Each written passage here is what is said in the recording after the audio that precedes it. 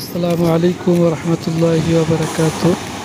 প্রিয় দর্শক মণ্ডলী, এটা আমাদের গ্রামের জামা মসজিদ, মসজিদে বিলাল।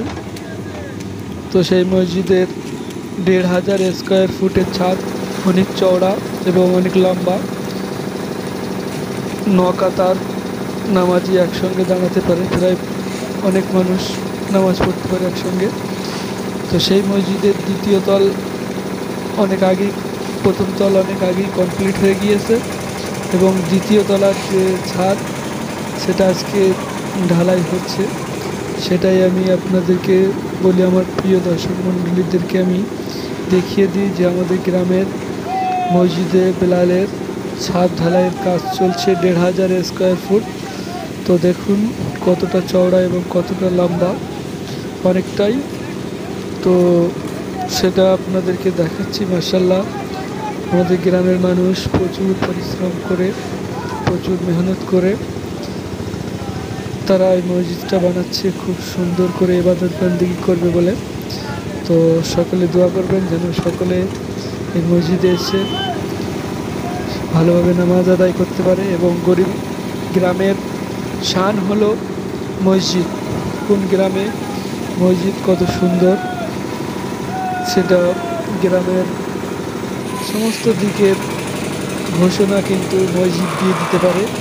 একটা গ্রামে গিয়ে সেই গ্রামের মসজিদ দেখে অনেক কিছু ধারণা করতে পারা যায় যে এই গ্রামের আর্থিক, সামাজিক, ধার্মিক বিভিন্ন দিক থেকে নির্ণয় করা যায় মসজিদ দেখে।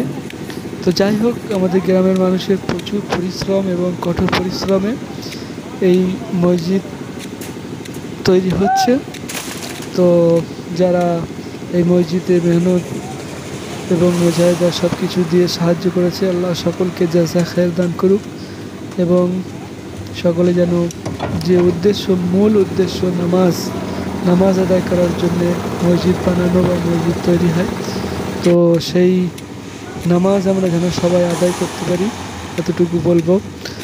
আর আমাদের মসজিদটা দ্বিতীয় তলা বা নিচের ফ্লোরটা, ফার্স্ট ফ্লোর যেটা কমপ্লিট হয়ে গেছে, একদম খুব সুন্দর চাকচিক্য।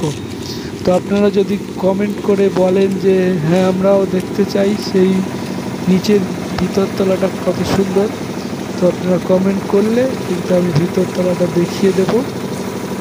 যাক, আপনারা দেখতে থাকুন, আমাদের মসজিদে কাজ চলছে। সকলে দোয়া করবেন। খোদা হাফেজ, আসসালামু আলাইকুম।